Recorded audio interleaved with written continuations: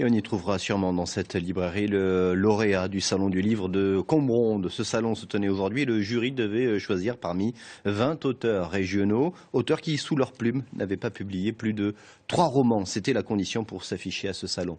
Alfonso Martinez et Fabrice Dutrio.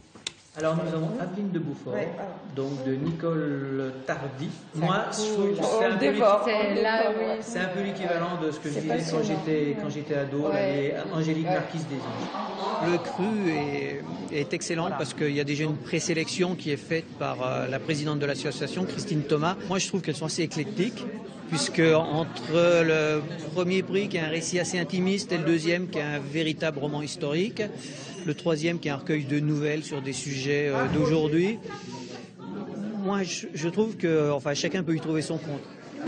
Une manifestation qui témoigne d'un intérêt très fort pour la littérature locale et des visiteurs qui ont la possibilité et le temps d'échanger avec les auteurs pour découvrir véritablement leurs œuvres.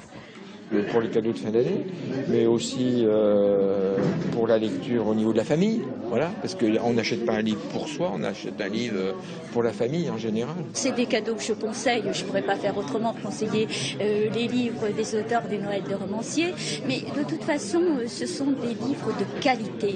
La littérature évolue et on a vraiment de la qualité. On avait 5 titres de qualité, comme les autres titres qui sont présentés à ce salon. Et cette année, le lauréat a séduit le jury par une écriture délicate portant sur le thème de la famille recomposée.